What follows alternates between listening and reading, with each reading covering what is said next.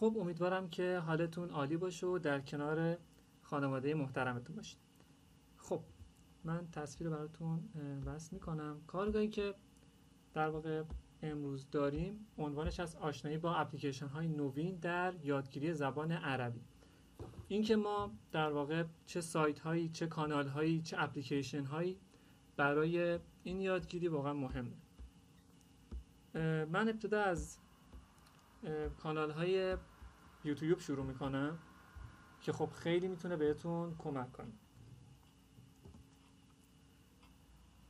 اولین کانالی که هست برای کسانی که میخوان دو زبانه کار کنن، یعنی هم زبان عربی رو گوش بدن هم انگلیسی، حالا اسپانیایی، فرانسوی یاد بگیرن.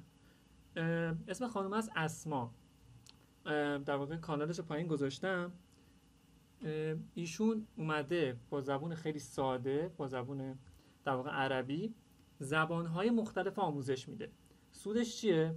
اینکه شما وقتی اون جملات عربی رو گوش میکنید تلفظش، بیانش رو یاد میگیرید، هم واژه عربی یاد میگیرید و هم به اصطلاح واژگان انگلیسی و فرانسه و اسپانیایی. در حال حاضر این سه تا زبان رو از 0 تا 100 آموزش داده و خیلی مفیده. مثلا یه جاش هست میگه ردد معین، هی اینقدر تکرار میکنه شما دیگه میدونید منظورش چی میشه. یک نمونهش اینه، جمله انگلیسی رو اینجا نوشته، پایینش در واقع به زبان عربی چند بار میخونه. این تکراره جمله سازی پشت سر هم اتفاق میافته. این به نظر من یکی از بهترین روش‌هایی که میتونید دو تا زبان رو با همدیگه یاد بگیرید. که خب نمونه های دیگهش هست. یک جاش مثلا میگم به صورت انگلیسی کامل میگه عربیشو بگو، یه جا عربیشو میگه انگلیسیشو بگو. هی لول بندی داره. هرچی سطحتون بره بالاتر، جلسات بیشتری نگاه کنید، نکات بیشتری هم ازش یاد بگیرید. این از اولین کانال یوتیوبی بود که من خودم برای اینکه یه مدتی اسپانیایی دوست داشتم یاد بگیرم دنبال میکردم و خیلی هم اصطلاحات خوبی ازش یاد گرفتم به نسبت اساتید دیگه. خب دومین کانال یوتیوب ما این هستش، تعلم مع زکریا. چطوریه؟ به زبون ساده با تصاویر و خیلی در واقع ساده میاد، این تصاویر کنار همدیگه قرار میده و واژه‌هاش آسون میگه. کسی که بخواد از پایه شروع کنه و اصطلاحات مختلف یاد بگیره، این کانال به نظر من خیلی براشون مفیده. کانال قبلیمون Learn English with اسما که خب حالا شما سرچ کنید تعلم مع اسما میاره به زبان اسپانیایی، فرانسوی و انگلیسی.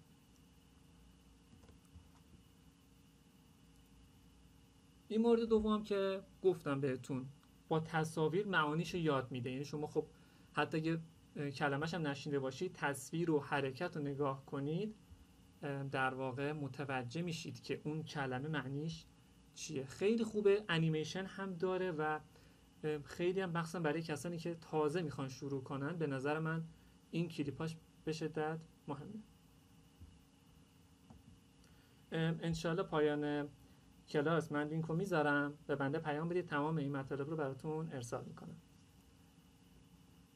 مورد سوممون آقای علی صبیحی هستش. ایشون 0 تا 100 نحو رو به زبون خیلی ساده آموزش دادن. من خودم یه مدتی نگاه میکردم موقعی که ترم پایین تر بود که خیلی چیز خوبی ازش یاد میگیریم. یعنی اینکه از یک عرب زبان، اون هم عرب زبانی که به عربی فصیح صحبت میکنه، خیلی میتونید هم اصطلاحات، هم واژه و هم قواعد عربی رو یاد بگیرید که من از ایشون خیلی نکات خوبی یاد گرفتم. سرچ کنید همشو میاره. نمونه هاشم که این گوشه براتون گذاشتم که به چه صورت هست. کلا نحو رو ایشون آموزش میدن. ویدیوهاش هم خیلی خوبه. نفر بعدیمون کانال لسان مبین هستش. اسمشونو علی صبیحی.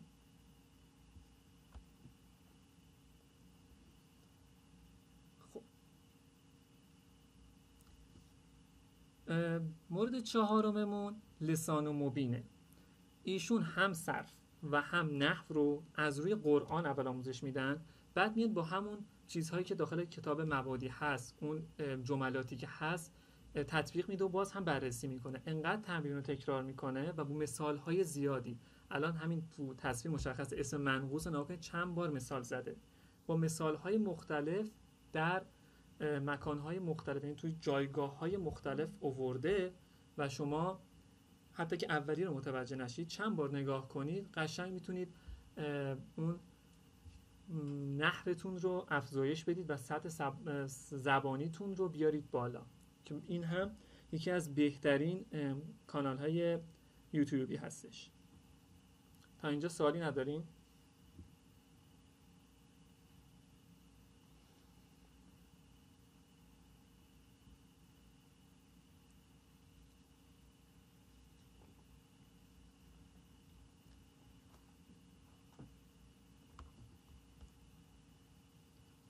خب ما شروع کردیم که اول یوتیوب رو بگیم، بعد کانال های تلگرامی رو بگیم، اپلیکیشن ها رو بگیم. خب از پایه باید شروع کنیم که ببینیم خب چطور باید نگاه کنیم، گوش بدیم و یاد بگیریم. این به همین صورت هست.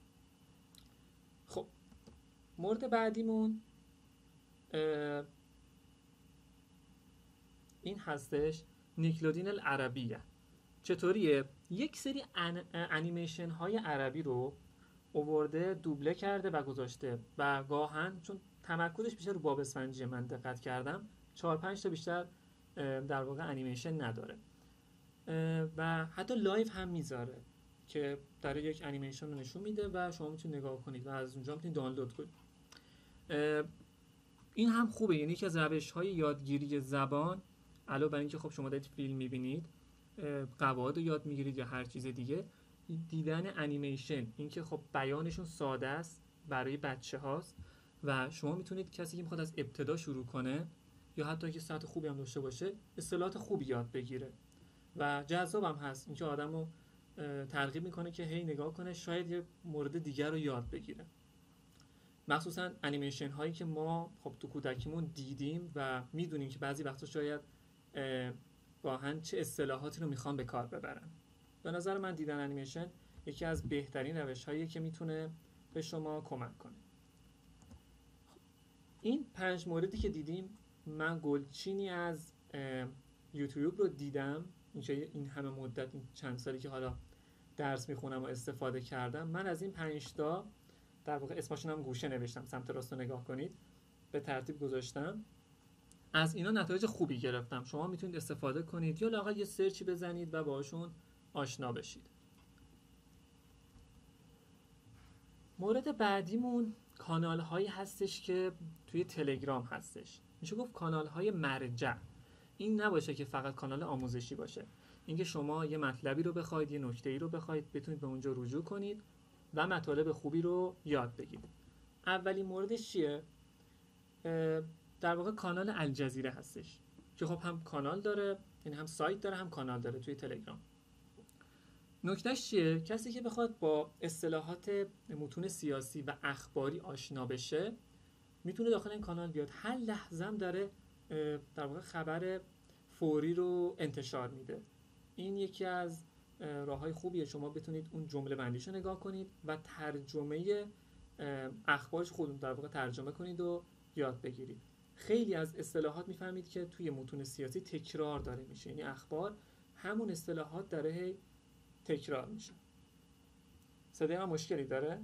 دوستان اگه هستن بگن که اگه موردی داره من درست کنم. در کل کانال الجزیره چون هم اخبار روز رو میذاره و هم فوری میذاره، این خیلی به نظر من به بخش متون سیاسی اخباریتون کمک میکنه. اینم که هر لحظه نگاه کنید، توی ساعتاشو نگاه کنید چقدر پشت سر هم داره اینا رو قرار میده. خب کانال دوممون کتابخانه جامع عربیه. یعنی شما دیگه نیازی نیست، خب قدیم بود میرفتن اساتید ما شاید به سختی دنبال منبع میگشتن، شما اسم کتاب اینجا سرچ میکنید و براتون به راحتی کتابو میاره، میتونید دانلود کنید، استفاده کنید یا حتی ببرید چاپ کنید. پر از داستان ها، پر از در واقع کتاب های حالا مثلا مبادی و اینا که همه جا هست، اما شاید یه سری کتاب ها باشه که استاداتون بگن و شما پیدا نکنید توی گوگل. بهترین راه اینه که توی این کانال تلگرام کتاب رو پیدا کنید و مطالعه کنید و دیگه میشه گفت هزینه اضافی ندید به یک کتاب که خب امروزه هم که هزینه خیلی رفته بالا. در کل این کانال خیلی کانال مرجع خوبیه برای دانلود کتاب.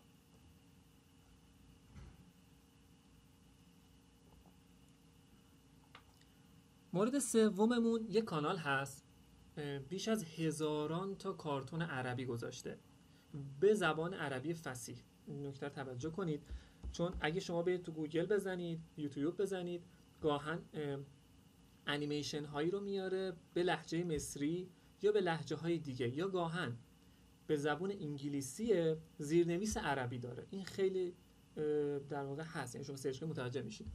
این کانال کامل اومده در واقع فیلم ها رو گذاشته، انیمیشن ها رو گذاشته، تمام انیمیشن هایی که در گذشته بوده و دوبله شده. 1000 تا انیمیشن داره و میتونید دانلود کنید و نگاه کنید.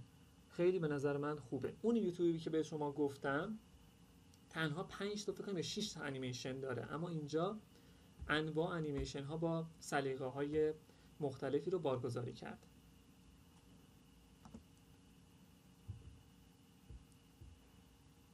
مورد چهارممون در واقع کانال کتاب داستان هست. اینجا بیش از 1000 تا کتاب داستان با سلیقه های مختلف، با سطح های مختلف پیدا میکنید از کشورهای مختلف. بیشتر از چاپ لبنانه اگه توجه کنید، یا لبنان یا مصر بیشتر کتاب ها، ولی چون به عربی فصیح هست و شما میخواید خب شروع کنید یک زبانی رو یاد بگیرید، بهتره که خب کتاب داستان هم مطالعه کنید. یک سری چیزا هست که ما توی گفتگوی روزمره استفاده میکنیم ولی توی نگارشمون اونجوری در واقع نمینویسیم. یک سری چارچوب هایی هست که توی نگارش ما استفاده میکنیم. در واقع توی کتاب داستان ها این کاملا مشهوده و شما یاد میگیرید. من خودم چند وقت پیش بود یه در واقع بخشی از ترجمه رو یاد گرفته بودم، اصلا به ذهنم نرسید که این هم از همون استفاده کرده. یه چند بار خوندم متوجه شدم که اون قاعده رو باید چطوری ترجمه کنم.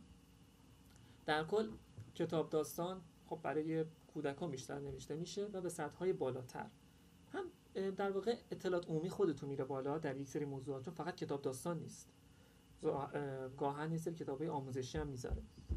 هم خب اصطلاح خوب یاد میگیرید، هم به زبان خودتون کمک میکنید و موجب پیشرفت خودتون بشه. یعنی اینقدر کتاب فارسی خوندیم ما، عربی رو بیاین جایگزین کنیم که در واقع میشه دو سربرد باشه، هم یه اطلاعات مفیدی به دست بیاریم، هم عربیمون رو تقویت کنیم. این هم از این. اما یه کانالی که خب کمتر کسی داره، مجله های قدیمی. هر مجله قدیمی که در دنیای عرب امروزه در گذشته بوده این اومده جمع کرده و تو کانالش میذاره. هر یه مدت یک بارم مطالب جدیدی میذاره. کسایی که علاقه‌مند هستن به مطالعه مجله عربی که خب ببینن قدیم ها در واقع چطور اصطلاحاتی به کار میبردن، چطور جمله سازی میکردن، یا اینکه یه سری اصطلاحات خاصی شاید توش باشه که توی کتاب‌های امروزه نباشه یا شاید اساتید بهش اشاره نکنن. این هم یکی از کانال‌های خیلی مفیدیه که میتونید ازش استفاده کنید.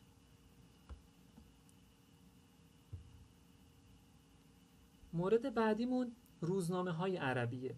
روزنامه‌هایی که امروزه در جهان عرب داره انتشار پیدا میکنه. نکتهش اینه که توی روزنامه نمیشه یه خبری رو ویرایش کرد، چیز خیلی واضحه، اما ممکنه که توی تلگرام شما یه خبری ببینید و درست هم نباشه، یه خبر فیک باشه یا به یک نفر دیگه اشتباه زده باشن. خب روزنامه ها امروزه برای همینه، مطالب قطعی شده و داخل اونجا در واقع چاپ شده. این کانال اومده از همه کشورهای عربی و کشورهای غیر عرب زبان که خب در واقع متنی رو میخوام به زبان عربی بذارن رو قرار داده. مثلا یه نمونه الوفاق رو که خب داخل ایران هم چاپ میشه قرار داده.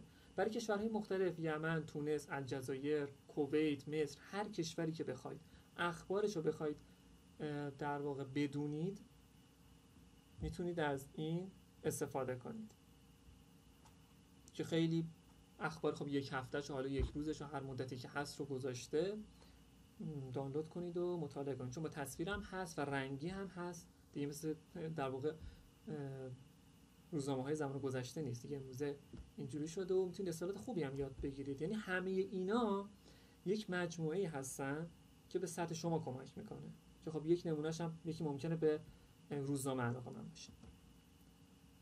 مورد هفتممون آموزش لهجه مصریه. خب یه عده میگن ما چطوری لهجه مصری رو یاد بگیریم؟ خب کدوم استاد هست که آموزش میده؟ این کانال براتون جمله سازی کار کرده، صرف افعال رو کار کرده، قواعد عربیش رو یاد داده و فیلم و انیمیشن و آهنگ و هر چیزی که به مصری ربط داشته باشه رو جمع کرده گذاشته.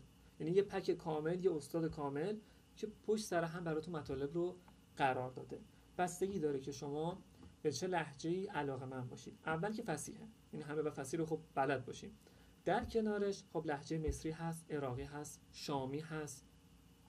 میتونه کسی که علاقه‌مند باشه اینا رو ادامه بده. من در واقع لهجه لبنانی هم داشتم، اینجا اضافه نکردم، دوستان خواستم براشون ارسال میکنم که کامل صرفش و واژگانش رو حتی با عکس گذاشته، گفته معنیش یعنی این، تلفظش هم که گذاشتن دیگه.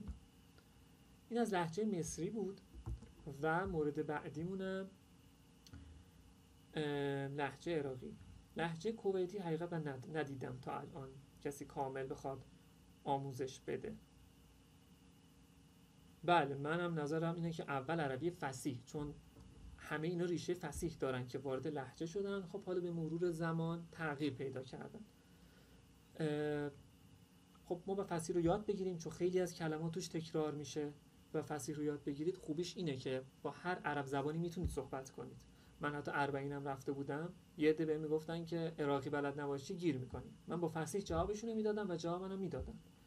اکثرا عرب‌ها میتونن فصیح رو کاملا متوجه میشن و بیشترشون هم میتونن به فصیح صحبت کنن، اونقدر مشکل نیست. من حتی حالا یه برنامه‌ای هست بهتون حالا آموزش میدم اینجا، من حتی با مصری ها به عربی فصیح صحبت میکنم و اصلا تا حالا با لهجه مصری باشون صحبت نکردم. کسی که نه فقط میخواد یه لهجه رو یاد بگیره، مثلا فقط کارش به یه موضوع مثلا تجاری، حالا سیاسی، اقتصادی، هر چیزی که هست میره اون لهجه رو یاد میگیره. مثلا میگید آقا من کارم فقط با عراقه، فقط با اماراته، فقط لهجه اون کشور برام مهمه. این بستگی به خودتون داره. ولی نه، کسی که خب دانشجو است و کسی که میخواد یاد بگیره و با همه عرب زبان ها صحبت کنه، به نظر من عربی فصیح اولویت، بعد لهجه های بعدی. این هم است از کانال لهجه عراقی. خب نمیشه برای هر فردی یک نسخه تجویز کرد. ممکنه که شما مثلا میگم با 2 سال یادگیری به سطح خوبی برسید، یک نفر دیگه نه با 1 سال، یک نفر 6 سال. این برای هر فردی متفاوته. مثلا خب من از همون ترمی که دانشگاه علاقه‌مند بودم و ممارست کردم تا بتونم یاد بگیرم و هنوز هم دارم میخونم. یعنی انقدر ابتدا فکر میکنیم یادگیری زبان مثل یک روده، مثل یک دریاچه است، ولی وقتی واردش میشیم این یک اقیانوسیه. هر بخشیشو برید مطالب جدیدی برای یادگیری هست. حتی اساتید ما هم من شده حتی یک کلمه رو گفتم و گفته من کلمه نشنیده بودم. این هست. یعنی شما هر چقدر زبان عربی رو بخونید خودتون پیشرفت میکنید. حالا یکی دوست داره با فیلم دیدن بیاد در واقع صدش رو افزایش بده، یک نفر دیگه نه، با همون بشینه خودش بخونه، خودش یادداشت کنه و اینا. برای هر کس پس متفاوته.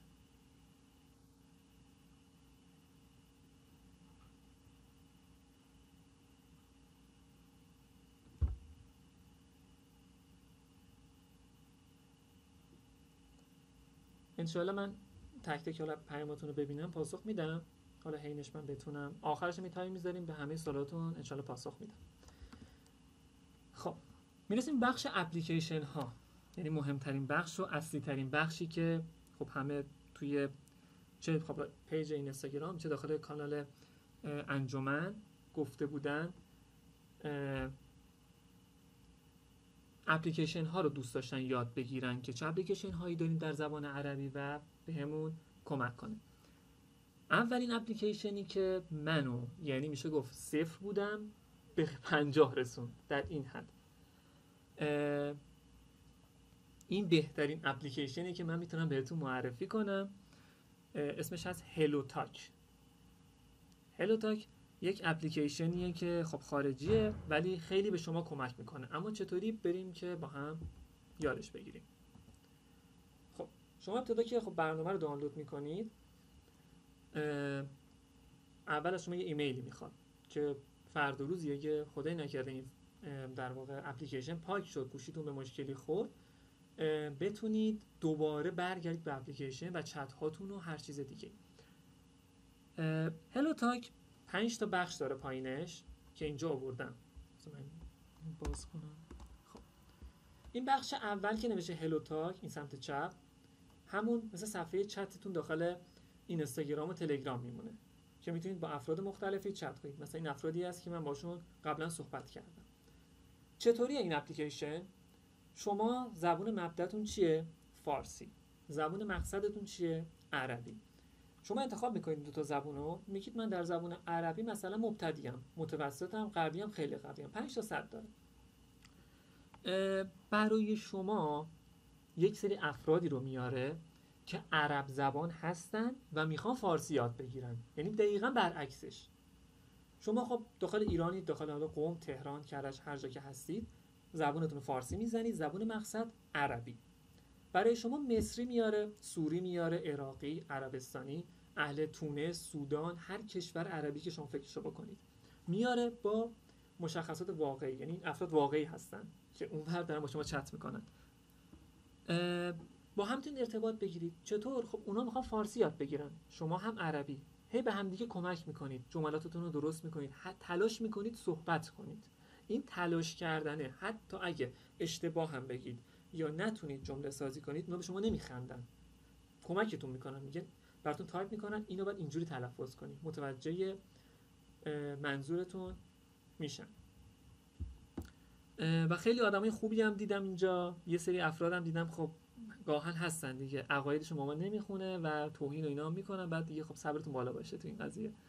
ولی خب گاهن من آدمای خیلی خوبی رو دیدم، دوستان من هستن و توی زبان خیلی بهم کمک کردن. هنوزم که هنوزه با هم در ارتباطیم، از کشورهای مثل مصر، یمن، عراق، عربستان هم بوده. بقیه‌شون دیگه اونقدر خوب نبودن. برنامه اسمش هست هلو تاک. هلو تاک. خلاصه که این اپلیکیشن فعلا اینجوریه. بریم ادامه‌شو ببینیم. تصاویرشون رو میاره. شما در واقع داخل بیوتون می‌نویسید که من میخوام مثلا فلان چیزو یاد بگیرم، به کشور فلان علاقه دارم، هر چیزی که از خودتون دوست دارید، همون چیزی که توی اینستاگرام می‌نویسید، توی تلگرام می‌نویسید، همونه. یه اپلیکیشن مثل همونه، ولی با این محوریت که هم چت می‌کنید، حالا که یه دادن وقتشون رو می‌گذرونن، با این تفاوت که یک زبانی هم ما اینجا یاد می‌گیریم. بخش دوممون که اینجاست، بخش همون کانکته، همون بخشی که بعد آدما رو بگردید. علایقتون ممکنه یه آدمایی باشه که نخوره، مثلا یه کسی عقایدش کلا متفاوت باشه با شما، نه یه دم خوبه، یه عده جواب میدن، یه عده جواب نمیدن دیگه. خب این دیگه بستگی داره. نکته این برنامه اینه که محدودیت داره، یعنی شما نهایتا در روز میتونید به 10 نفر جدید پیام بدید. امروز 10 نفر پیام دادید، فردا 10 نفر دیگه میشه 20 نفر، پس فردا 10 نفر دیگه میشه 30 نفر و این پیام ها میمونه دیگه، هیچ محدودیتی نداره. 1 ساعت صحبت کنید، 2 ساعت، 10 ساعت، 10 روز، هر چقدر میخواید باشون چت کنید. یه نکته هم که داره، مثلا اینجا توجه کنید، من نوشتم کیف حالک یا لا اعلم، درسته؟ من میام این جمله رو اشتباه مینویسم، پایین برنامه گزینه‌ای داره کلمه منو درست میکنه. فکر کنم در روز 2 بار کلمه رو درست میکنه و 2 بار هم میتونه که در واقع معنی جمله اونو فارسیشو بده به شما. یک جمله عربی میده، مثلا میگه عامل ای، یعنی همون کیف حالک خودمون، خودش پایین ترجمه میکنه برای شما که یعنی حالت چطوره.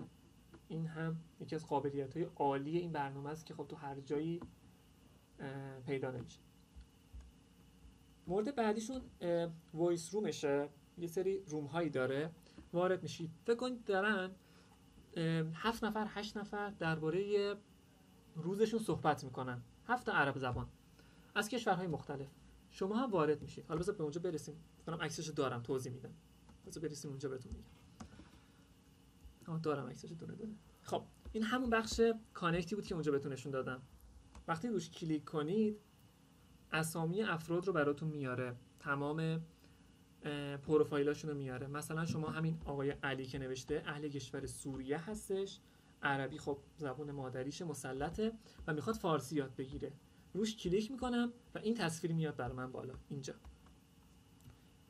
درباره خودش نوشته ناگهان من سوریم، در ایران زندگی و تحصیل میکنم، 29 سالشه و فارسیش متوسطه. ناگهان اگه براتون دیده بشه این پایین 5 تا مربع داره، 3 تا مربع پره، یعنی متوسط زبان فارسیش، اونقدر مسلط نیست.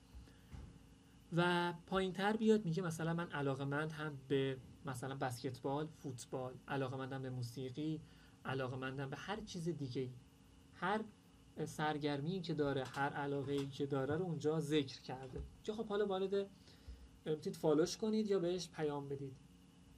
اینها وارد چت میشید و شروع به صحبت میکنید. یا یک نمونه خانم، اسم خانم نور هستش، آیدیش هم زیرش نوشته، فارسیش ضعیفه، نکنید یک نقطش پره، یعنی شاید نتونه اونقدر خوب صحبت کنه. یه متن فارسی و عربی هم توی بیوش نوشته. و نکته بعدی اینه که ایشون الان مثلا 71 روز عضو برنامه شده، ایشون هم 7 روز. من فکر کنم 5 روز دیگه میشه روز 1000م، یعنی بیش از 3 ساله که دارم از این برنامه استفاده میکنم. تا اینجا واضحه براتون؟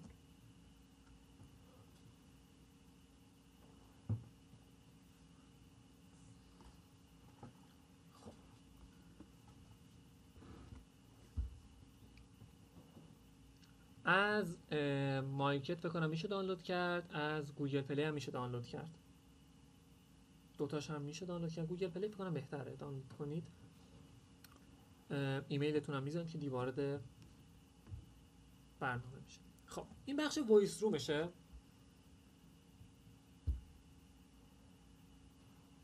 آره اینم میشه، کسی به شما توهین کنه شما بهش توهین کنید، ولی خب اون توهین کنه شما رو بلاک میکنه، از اونجا میندازتتون بیرون، دیگه هیچ کاری نمیتونید کنید. من یک سری وارد یه وایس رومی شدم، من دیگه از اون موقع با این مردم صحبت نکردم. انشالله من آخر کلاس به بنده پیام بدید، من تمام لینک ها رو براتون ارسال میکنم، از این بابت مشکلی نیست. من وارد یه وایس رومی شدم، یه بنده خدای اردنی بود، بقیه عربستانی بودن و قطر فکر میکنم. وقتی وارد شدم شروع کرد به من گفت ایرانی توهین کرد پشت سرم. من فهمیدم که فحش میده، اینو متوجه شدم، ولی که چی میگفت نمیدونم. بعد فقط اخراجشو فهمیدم که منم عکس خنده فرستادم و من انداختم بیرون، اردنیه. ولی بعدش چند دقیقه بعد یه سعودی که اونجا بود بهم پیام داد، عذرخواهی کرد، گفت ایشون یکم تفکر نسبت به ایران خیلی بده و از ایرانی متنفره، به خاطر همین شما رو اخراج کرد. بعد تشکر کرد و عذرخواهی کرد و از این بابت شماره‌اش گرفتم، باهاش آشنا شدم. و مثلا من یک کتابی می‌خواستم که فقط توی دانشگاه ملک عبدالعزیز عربستان بود، یه فایلی بود اونجا دیده بودم داره، ایشون برای من رفت و فایلش رو برام ارسال کرد و این باعث شد که من یک مشکلی که داشتم رفع بشه. انشالله آخر کلاس من همه مشخصات خدمتتون ارسال میکنم که مطالب براتون ارسال کنم، نگران نباشید. این هم وایس رومه، بخش 4ممون. رو اینجا کلیک میکنید، این تصاویر میاد بالا سمت راستیه. مثلا اینجا میتونید مورد اول رو برید، مورد دوم، هر وایس رومی که دوست داشتید کلیک میکنید، وارد صفحه چپیه میشید. صفحه چپ براتون میاد بالا. توی این صفحه نگاه کنید، الان خودم عکس گرفتم وارد شدم، اینجاست. اینا آدمای مهمانی هستن که هنوز بهش اجازه ندادن که صحبت کنن. میتونید چت هم کنید و میتونید صحبت هم کنید. صوتی خب بهتره، هم گوش میدید و هم حرف میزنید. من تو موضوعات مختلف روزمره باشون صحبت کردم. یه سری مثلا ازم میپرسید که از نگاه شما مادر یعنی چی؟ به چه کسی میگه مادر؟ میگه توضیح بده مادر کیه؟ من خب ایرانی بودم، می‌خواستم نظر منو بدونن. من نظر خودم میدادم، هرچی خب زبانم خیلی ضعیف بود، فقط تلاش میکردم برسونم. یه بارم بحث سر فوتبال بود، یه سری بحث سر یه مسئله قاعده عربی بود، نفهمیده بودم، برام توضیح میدادن. یا درباره شهرامو میپرسن الان هوا تو ایران چطوره، خب میگیم هوا فلان اینجوریه اونجوریه. خب درسته فصیح بستگی داره، میگردید اون وایس روم فصیح رو پیدا میکنید، یا میرید تو میگید که میشه ما فصیح صحبت کنید دیگه، خب میگید دیگه، میگن که آره یا نه. یه نفر باشه خب قطعا با شما فصیح صحبت میکنه، دو نفر باشن با شما کنار میان، ولی همینم که با لهجه صحبت کنن بعضی وقتا شما اصطلاحات خوبی ازشون یاد میگیرید. یه کلمه بود، هی من یه چی میگفتم، بعد این بنده خدا میگفت کمان، اینجوری همون کمان فارسی خودمون اینجوری کمان. من میگفتم خدای کمان یعنی چی؟ هی به من گفت، هی گفت، آخر سر فهمیدم میشه همچنین. ایزن گفتم فصیحشو به من بگو. این دیگه انقدر تو زبونشون استفاده شده دیگه، همون با گویش مصری میتونستم بگم. گاهن لهجه فردی که داخل، من اینو یاد گرفتم، یه موردی که یاد گرفتم و تو کتابا شاید نباشه، فردی که اهل قاهره بود جیم رو گ تلفظ میکرد، میگفت جمیل جدن یا جنه، جنت رو میگفت بهش میگفت جنه. ولی یک فرد دیگه داخل اسیوط جیم رو فکر میکنم قاف تلفظ میکرد، همزه تلفظ میکرد، یه چیز دیگه بود. توی منطقه اسیوط بود فکر میکنم، اینجوری با من تلفظ میکرد، من متوجه نمیشدم. یه بارم میگفت امر، اینجوری همین بودم امر یعنی چی، بعد فهمیدم ازش هم قمره، این قاف تبدیل به همزه شده. اینها هستش. در کل اینجا شما روی همین مثلا عدد 5 شما به عنوان پنجمین نفر، حالا ششمین نفر، هر عددی که باشه کلیک میکنید، وارد این برنامه میشید و اجازه میدن که صحبت کنید. شروع به صحبت کردن میکنید و نظراتتون، حالا حرفاتون، هر چیزی که متوجه شدید رو بهشون میگید. همین تلاش کردنه، حتی اگه هم نتونید تلاش میکنید، خودتون ذوق میکنید که دارید با یک عرب زبانی صحبت میکنید، خب زبان مادریشه و مال شاید کار اونقدر بزرگی نباشه، ولی خب شما دارید تلاش میکنید صحبت کنید، اونا هم ذوق میکنن. یعنی مصریا و یک فرد یمنی بود، خوشحال بود، میگفت من به عنوان یک عرب زبان افتخار میکنم که شما دارید به زبان عربی فصیح صحبت میکنید. ما شاید نتونیم به اندازه شما صحبت کنیم چون نرفتیم دنبالش و همین گاهن شنیدیم توی مدرسه، توی اخبار، توی رسانه. و فکر نکنید کسی که عربی فصیح صحبت میکنه مسخرش میکنه، نه اینجوری نیست. خیلی هم خوششون میاد از این کار. من که تو این مدت ندیدم، به عنوان کسی که 3 سال دارم از این برنامه استفاده میکنم، همچین چیزی رو ندیدم. خب تا اینجا واضح بود این برنامه. حالا من لینکش رو انشالله ارسال میکنم، نکته هم بود رو بهتون میگم.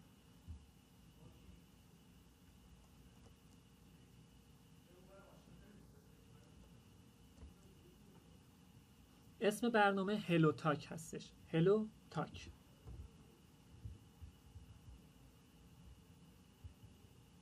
اینجا براتون نوشتم.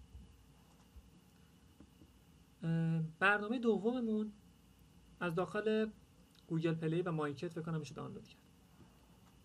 اپلیکیشن دوممون به درد چه کسایی میخوره؟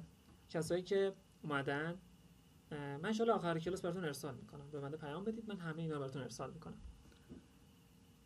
خیر زاد فی النحو و البلاغه، به درد کسایی میخوره که شما یه مبحث نحوی یا بلاغی رو یاد گرفتید و میخواید تست بزنید، منبع پیدا نمیکنید، میگید مثلا دوره کارشناسی میخواستیم برای در کارشناسی بیایم دانشگاه، خیلی سبز بود، نمیدونم گاج بود، فلان فلان فلان، همه چی بود. این برنامه براتون اون موضوع رو میدین و براتون تست طراحی میکنه. مثلا چی؟ این صفحه اول آخر کلاس خدمتتون اعلام میکنم. این صفحه اول برنامه است. وقتی وارد برنامه میشید، بله همینجا براتون ارسال میکنم آخر کلاس. وقتی وارد برنامه میشید، اینجا 2 تا در واقع ردیف داره براتون. مورد اول میاد چیکار میکنید؟ اون موضوع درسیتون که میخواید رو انتخاب میکنید. حالا اگه نحو مثلا ان و اخواتها رو بخواید یاد بگیرید، یا کانه، یا انواع خبر، یا مبتدا خبر، یا مثلا در واقع بخش تنازع، اشتغال، هر موضوع نحوی که شما میدونید، درسته، انتخاب میکنید. میخواید همزمان مثلا آزمون بدید، 10 تا براتون تست نحوی بیاره، 10 تا تست به اصطلاح بلاغی بیاره. این بخش هم بخش بلاغتشه. حالا بالا پایینم داره، خیلی موضوع داره، من یه اسکرین شات گرفتم 4-5 بخشش افتاده. انتخاب میکنید. پایینش هم که انتخاب میکنید 10 تا سوال باشه یا 20 تا سوال باشه. ابدا رو میزنید، وارد تست میشید. یه تایمی داده بهتون، میگه مثلا توی مثلا 1 دقیقه، 2 دقیقه، 3 دقیقه به تست ها پاسخ بده. سوال داده اینجا بهتون، شما میخونید و گزینه صحیح رو انتخاب میکنید و جوابش هم بهتون میگه. نکنید اینجا توضیحات هم داده که چرا فلان گزینه جواب صحیحه. حالا این تست آسونش بود، تست سخت و متوسط هم داره که میتونید ازش استفاده کنید. کسایی که میخوان برای کنکور ارشد آماده بشن، کنکور دکترا آماده بشن، میخوان تست بیشتری بزنن، به نظرم یکی از بهترین اپلیکیشن هایی که میتونید استفاده کنید. یا اصلا نه، یه مطلبی رو سر کلاس یاد گرفتید، یا نه خودتون مبادی رو باز کردید، خوندید، یه سوالی میخواید بفهمید که چقدر از این مبحث رو متوجه شدید، میایید و یه تست میزنید و از خودتون یه آزمونی میگیرید که من 10% متوجه شدم، 20% متوجه شدم، یا اشکالاتم کجاست. این برنامه به درد همین میخوره. اپلیکیشن سوم خیر و زاده فی النحو و البلاغه. بله، همه برنامه ها رو میشه از گوگل پلی دانلود کنید. نه، تعیین سطح نداره. اینکه خود متوجه میشید یک سوالو خیلی کوتاه نوشته و آسون نوشته، یه سطحی رو نه خیلی بلند نوشته و یا نکته سختی داره توش، اون خود متوجه میشید دیگه. چند تا تست بزنید هستش.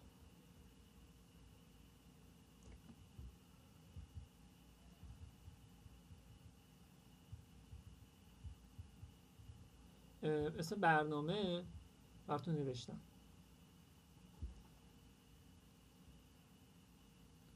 مورد سوم، یعنی اپلیکیشن سوممون کلمات و کراش چی هستش؟ یه بازیه. شما با بازی کردن هم واژه یاد میگیرید، هم ضرب المثل یاد میگیرید، هم اصطلاح یاد میگیرید و هر چیزی که فکرشو بکنید. یعنی واقعا این اپلیکیشن جذابه. نکته هم بگم، استاد ما، من یک دونه کلا سوال داشتم، اینم لول 39 نگاه کنید، لول 4 بودم. استاد من یه 5 دقیقه گرفت تا لول 39 بازی کرد، نذاشت من خودم بازی کنم، پشت سر هم هی تستا رو میزد و علاقه من بود به ما یاد بده که این کلمه یعنی چی. خیلی جالب بود. من مثلا ناکر و للجمیل اینجا یاد گرفتم، به معنی نمک نشناس، کسی که نمک نشناس باشه اینجا یاد گرفتم. یا یک سری ضرب المثل ها، یک سری اصطلاحات، واژه ها اینجا یاد گرفتم. شما این ابدا رو بزنید، حالا لولتون بیاد بالاتر، این صفحه مثلا براتون میاد. این مثلا لول 5، مرحله 5. این تصویر رو نوشته، شما باید با توجه به 3 تا بچهای متوسطه هستش، من بعد براتون ارسال کنم اینا، چون که صدش بالاتره نمیتونن اینا رو حل کنن. من خودم الان توش گیر کردم، محله رو بیارم شاید شما بتونید برای من حلش کنید. توی مثلا مرحله 5 هم این ضرب المثل رو آورده، این در واقع چیز آورده، متن آورده، اطلب العلم ولو فی الصین.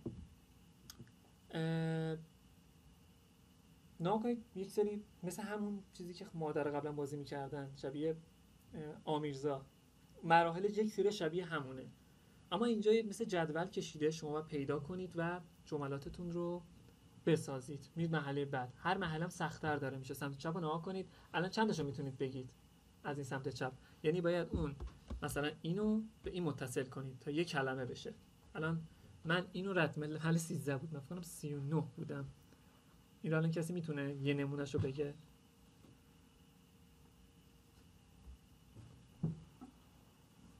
به همین صورت، یعنی هر چی لولمون بره بالاتر سخت‌تر هم میشه.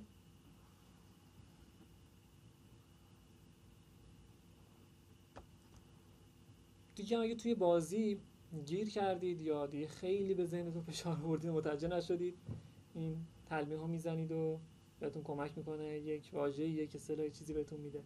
یا با فیلم دیدن گاهی هم میتونید این رو رد کنید. این هم از این برنامه خوبیه، یعنی با بازی کردن شما چیز خوبی یاد میگیرید. خب نه، باید ربطی به این تصویر داشته باشه این کلمات، یعنی مثلا به دایره باشه، ضربدر، مربع، پلی استیشن، نمیدونم بازی، همه این کلمات به این بعد ربط داشته باشه حتما.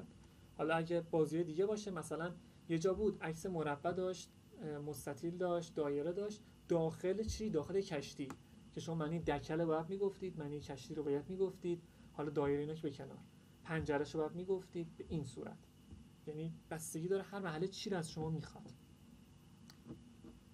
اپلیکیشن چهارم، کلمات متقاطعه.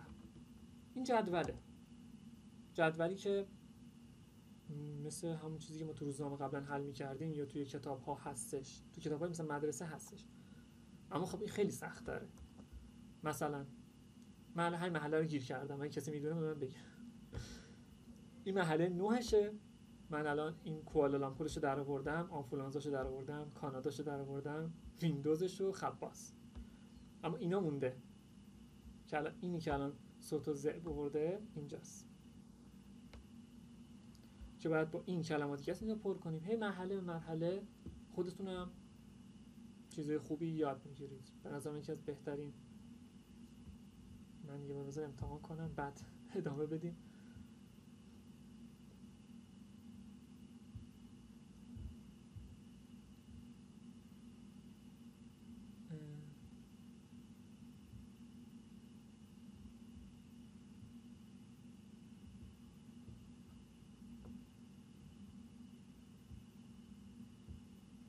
درسته، هر واژه‌ای که گفتید درسته.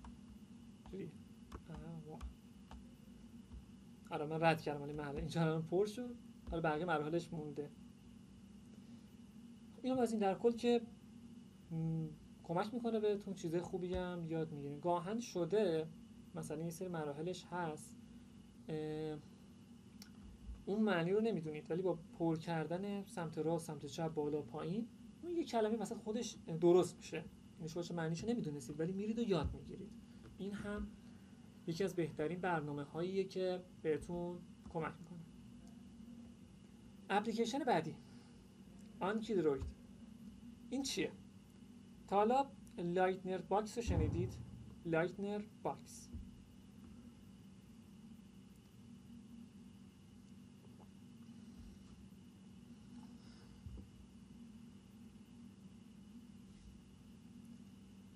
لایتنر باکس یکی برنامه یا یک راهکاریه. خب قدیم توی زمین بوده. یعنی چیکار میکردن؟ قدیم میومدن واژه ها رو روی برگه می نوشتن، بعد توی مثلا جعبه های مختلف می انداختن. همه اول توی جعبه شماره 1 بودن. چیکار میکنیم؟ مثلا از شما میپرسم سلاجه، شما تو ذهنتون میگید خب معنی سلاجه چی میشه؟ اگه درست گفتید میرید مرحله بعد، یعنی کلمه اون برگه ها رو میذارید توی جعبه شماره 2 که فردا مرور کنید. فردا میرید برای سوم میرید برای چهارم، همینجوری به ترتیب تا به روز مثلا میگم 20 برسه، شما 20 روز اون کلمه رو تکرار کردید و میدونید بلدید و میتونه بهتون کمک کنه. این اپلیکیشن بهترین اپلیکیشنیه که به دایره لغات شما کمک میکنه. جمله سازی کمک نمیکنه، اما شما میتونید واژه‌های زیادی یاد بگیرید. این برنامه خودش خالیه، این دانلود کنید چی نداره. من خودم توی پیج خودم گذاشتم، یه دوره‌اش به صورت رایگان گذاشتم، بعد 500 تا واژه ضروری عربی فصیح رو به صورت جداگانه قرار دادم. چطوریه؟ نگاهید صفحه رو که باز می‌کنید اینجا الان برای من هست، برای شما هیچی نیست، خالیه. دوره رایگانش گذاشتم، شما لینک رو میزنید، وارد برنامه میشید، براتون میاره. چی میاره؟ مثلا کلمه القدر. توجه کنید این رو با خودتون میگید خب معنیش یعنی چی؟ فکر می‌کنید این صفحه سمت راستش فکر کنید نیستش. بذار ببینم، اینجوری. این صفحه وسط هستش. با خودتون حدس میزنید این کلمه چیه. دیگه با خودتون که شما چیز ندارید، دغل بازی بخواید در بیارید یا مثلا نارو بزنید، حدس میزنید. این پایینش نوشته نمایش پاسخ، روی این کلیک میکنید. این صفحه میاد می‌نویسه مثلا قابلمه. اگه درست گفتید روی اینجا میزنید، یعنی 5 روز بعد از شما این کلمه رو میپرسه. اگه خب نه میخواید نیاز به مرور بیشتری دارید، مثلا حد زدید قافو داره الفو داره، اینجوری میذارید 10 دقیقه دیگه دوباره ازتون بپرسه، یا نه سخت بوده براتون 6 دقیقه دیگه، یا کلا اشتباه گفتید بگید که آقا دوباره میخوام مرور کنم، امروز یه بار دیگه تا شب مرور کنم. این به شما کمک میکنه و پشت سر هم واژه‌های بیشتری یاد میگیرید. حالا من دوره عربی فصیحش رو گذاشتم داخل کانالم، یک دوره رایگانش گذاشتم که بچه‌ها آشنا بشن باهاش. عربی فصیح 500 تا واژه گذاشتم. الان دارم جمع آوری میکنم واژگان متون سیاسی اقتصادی رو دارم میذارم و پزشکی جداست که اینا رو بتونن دوستان باز کنن و استفاده کنن. خیلی هم کمک میکنه. هی اینا رو این کانال میذارم، همه رو ان شاء الله آخر کلاس براتون میذارم.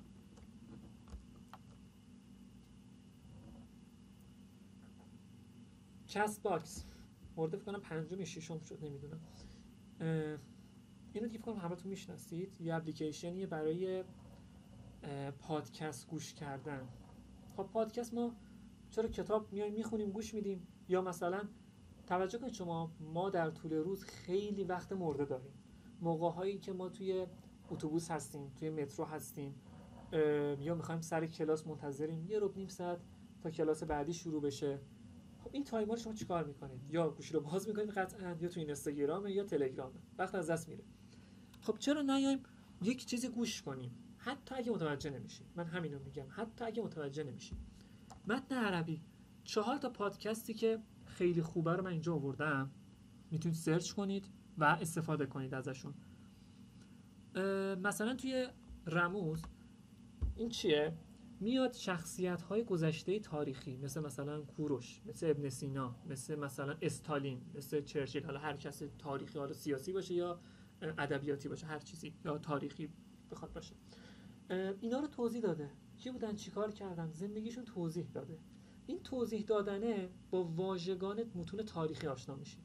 یا نه خبرهای روز رو میخواید، یک گفتگوی روزمره میخواید، میتونید مورد اول بعد امس رو انتخاب کنید، یا رمان علاقه دارید، هر چیز عربی. این 4 تا مجموعه از 4 تایی که کسی که سطحش خوبه میتونه گوش کنه. حتی اگه سطحتون هم ضعیفم بود یا خیلی قوی هم بود، به نظر من گوش کردنش ضرر نداره.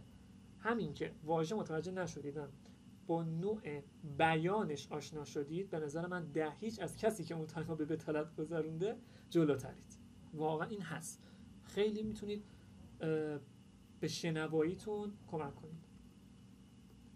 متن صوتیش رو نمیدونم، داره خودش رو میتونید دانلود کنید بذارید داخل اون، در واقع یه بخشی داره کتابخونه شماست، اونجا قرار میده و به عنوان مثلا اون پادکست مورد علاقتون میتونید گوش بدید. اینجوری میشه، اما نمیدونم.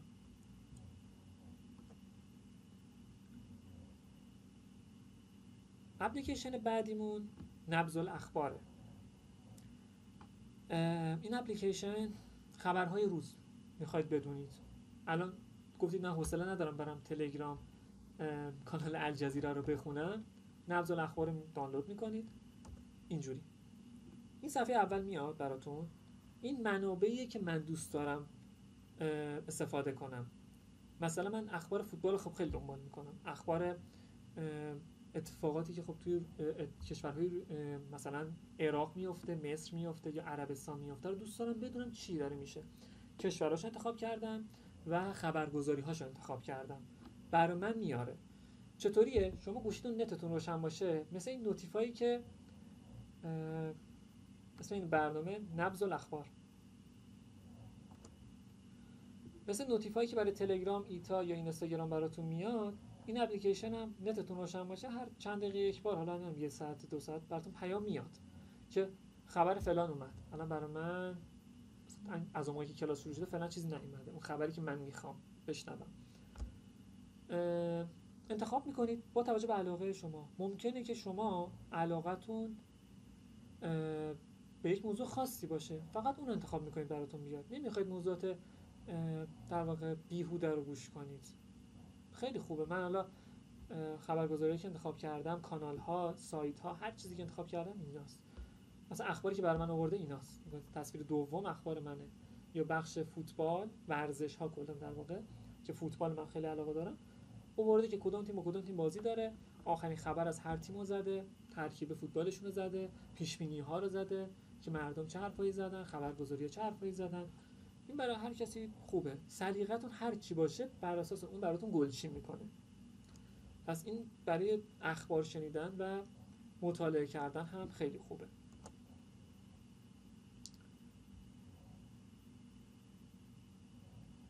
میتونید شما یه کاری کنید. شما میرید کانال العالم.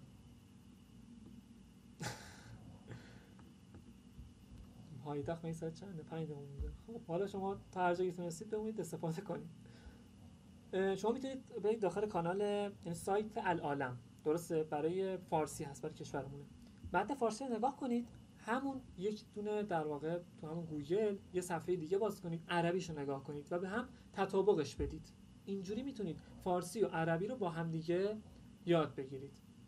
این توی العالم چون فارس در واقع در ایران هست و فارس زبان هستن، میتونید ازش استفاده کنید. دیگه اینا آخه ممکنه که گاهن ضد ما هم بنویسن، خبرگزاری های مثلا اهل کشور عربستان باشه یا مثلا المیادین لبنان که خب نمی‌نویسه، مثلا الجزیره عربستان بنویسه، حالا هر چیزی عربیه عربستان، الجزیره قطر.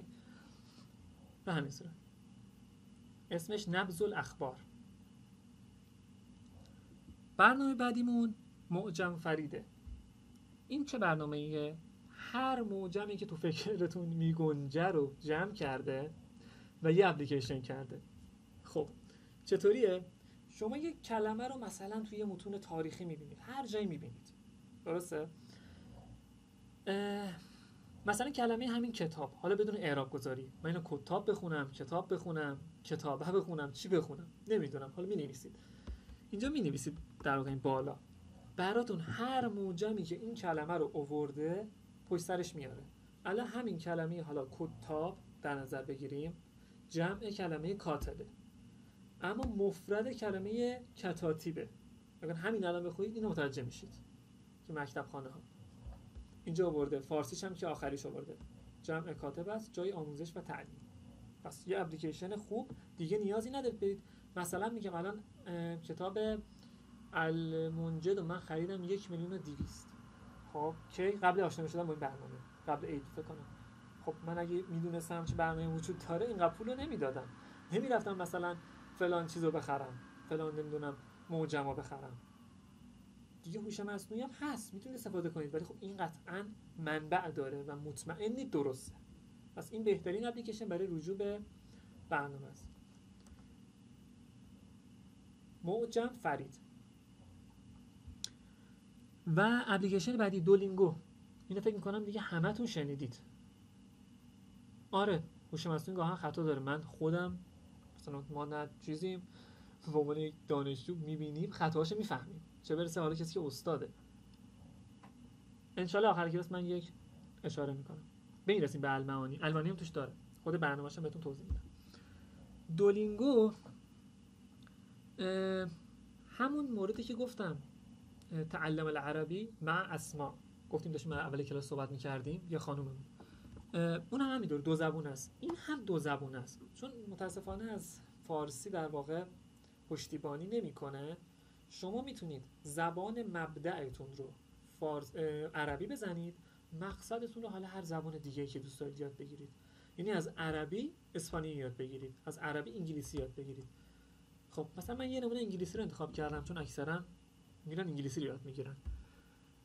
نگاه کنید، سمت راست نگاه کنید، اولش آموزش داده، هی با تصویرش آورده گفته مثلا میلک میشه حلیب، اینجوری هی داره به شما میگه، هی تکرار میکنه تا شما تست زنی رو یاد بگیرید و گزینه مناسب انتخاب کنید. به مرحله میرسید اومده داره براتون در واقع مرور میکنه. من فکر کنم حدود 2-3 ماهی نرفته بودم داخل برنامه، گفته بود که مطالب قبلی رو بیا مرور کن، که الان آورده حل میکنی اینا که مرحله هاشه، دونه دونه جلو میرید و آخرش بهتون میگه که توی 1 دقیقه همه سوالات رو درست جواب دادید. و فکر میکنم واقعا همه ما حتی اگه پادکستر هم گوش ندادید و سایت ها مراجعه نکردید 1 دقیقه وقت رو برای 4 تا واژه یاد گرفتن داریم. خدای هممون داریم. من میگم عاشق خودم بعضی وقتا انقدر خسته میشم دیگه حوصله نداشته باشم، ولی داریم وقتا، نمیشه طرفی که نه من سرم انقدر شلوغه دارم مطالعه میکنم کار میکنم نمیرسم. توی تایممون هست که بتونیم یکم روی سواد عربیمون یا سواد حالا هر زبان دیگه‌مون سرمایه گذاری کنیم، چون آخر به نفع خودمونه دیگه. خلاصه که اینطوریه. بریم وارد برنامه بعدی. خب برنامه نداریم، وارد سایت ها بشیم. خب بریم داخل سایت ها، بریم چه سایت هایی هست که هر کسی که عربی میخونه باید بدونه. حالا اپلیکیشن ها رو دیدیم، یوتیوب رو دیدیم و کانال تلگرام رو دیدیم. ادیوان اولین سایتیه که خیلی خوبه، منم استفاده کردم ازش برای شعرها. این صفحه اول ادیوانه. وقتی سرچ میکنید، خب شما دوست دارید مثلا اشعار آقای محمود درویش رو بخونید.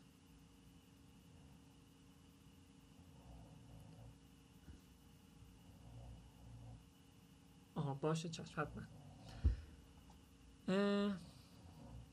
ادیوان رو شما بنا پایین ترش میاره. آره اینجا نگاه کنید، میاد اون شاعر چه عصری رو میخواید، عصر جاهلیه، عصر اسلامیه، عصر امویه، هر عصری که هست میتونید اینجا بیاد انتخاب کنید یا شاعرها رو انتخاب کنید، بزنید و اشعارشون رو میاره. چه شاعری میخواید؟ یه استادی بهتون یه شعری میگه که برید پیدا کنید مثلا این شعر از کیه.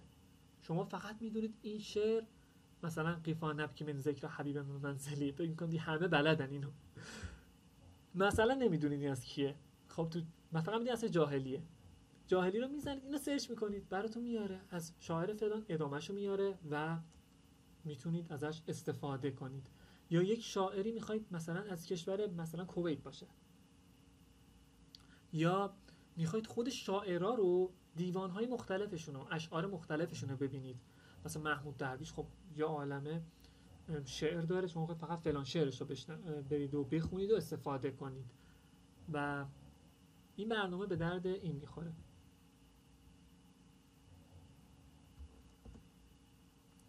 این هم که صفحه اولشه. خب میتونید سرچ کنید مثلا کلمه همین محمود درویش رو ما سرچ میکنیم، محمود درویش رو بزنید نگاه چند مورد براش آورده، چند تا از اشعارش آورده، مثلا ما یه دونه‌شو انتخاب میکنیم. این صفحه‌ایه که برای ما نشون میده شعرش آورده، میتونید ترجمه کنید برای خودتون، کلماتش رو بخونید، حتی از اون شعرش حفظ کنید، اصلا برای خودتون استفاده کنید. با شاعرای بیشتری هم آشنا میشید. پایینش هم که زندگی نامش رو نوشته. برنامه بعدیمون اینه، معجم الدوحه التاریخی للغة العربیه. این چیه؟ شما میخواید بفهمید این کلمه ریشش از کجا بوده و چند سال پیش بوده یا تو چه اشعاری استفاده شده. بله در پایین همه اپلیکیشن ها دوباره مجدد خدمتتون میگم. مثلا من فعل کتبه رو نوشتم، خب همینجوری شانسی میاره توی این شعر. نکنید زمانش رو نوشته، این شعر رو آورده و کتبه فعل کتبه رو خب اومده مشهور کرده، کتبهش آورده که تو این شعر به کار رفته. توی شعر بعدی پشت سر هم استفاده کرده. همین میتونید بفهمید که اون کلمه اولا برای چه دوره‌ایه، اولین بار کجا استفاده شده و یه شعر هم یاد بگیرید. این اپلیکیشن به درد همین میخوره دیگه. انشالله آخرش چند دقیقه صبر کنید دیگه آخرش.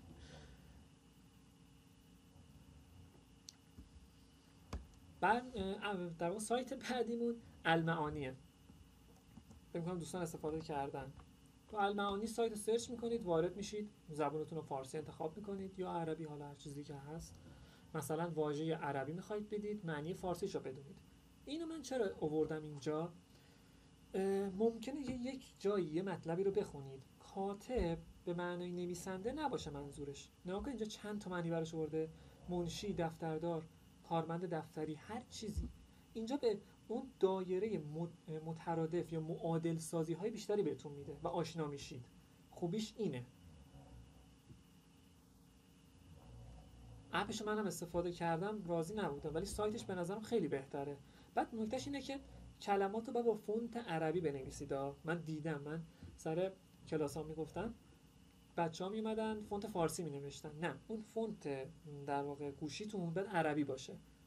کی عربی باشه تایگر بعد داشته باشه اینجوری تا بتونه پیدا کنه.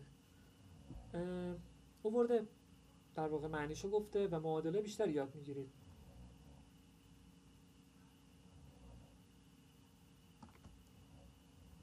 این هم در ادامه هر چیزی که رب کاتب داشته باشه رو آورده.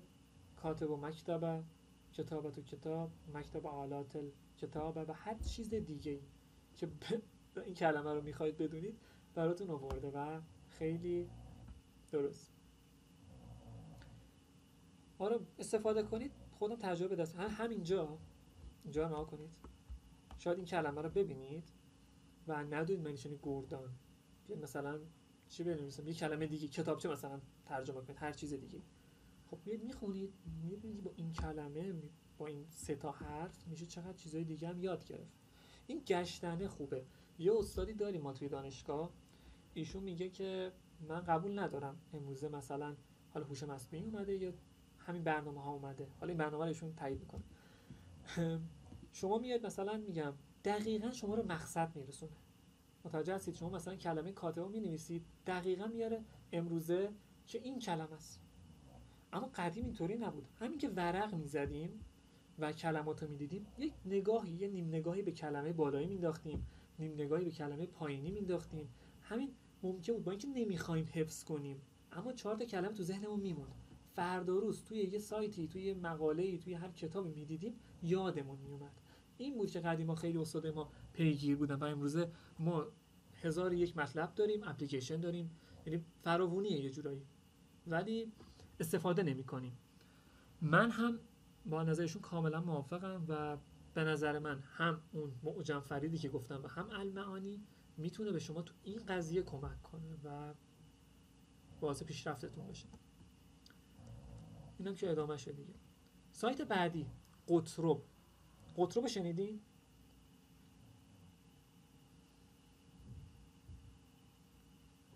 این به درد چه کسایی میخوره؟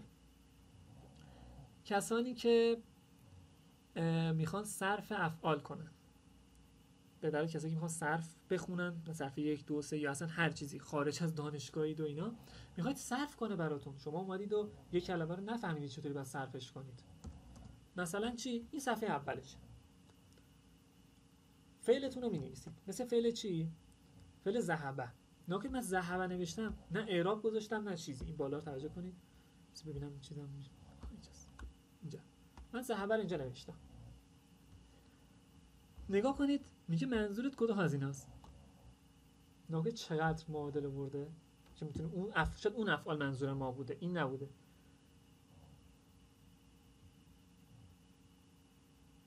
بله هستم ولی من اینجا متاسفانه اشاره نکردم بهشون.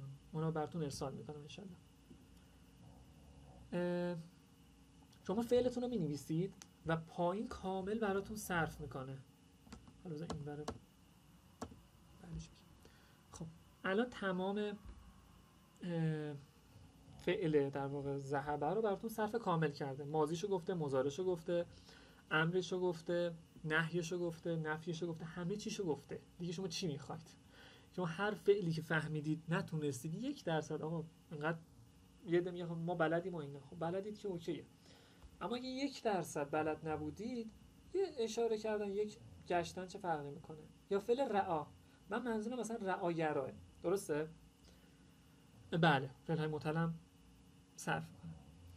الان مثلا رعا رو آورده، ناکنید چقدر مورد برای من آورده. میگه کدوم از اینا منظورتونه؟ ناکنید انگار 1001 افعال برای من آورده که خیلیش من خودم نمیشنونم معنیشون یعنی چی. اینجوری شما فعلتون رو میزنید براتون میاره، صرف میکنه و اینم صرف فعلش.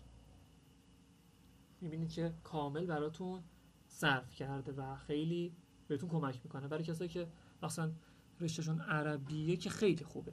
اگر میخواید خودتون یاد بگیرید بازم به زبانتون کمک میکنه و افعال رو میتونید استفاده کنید.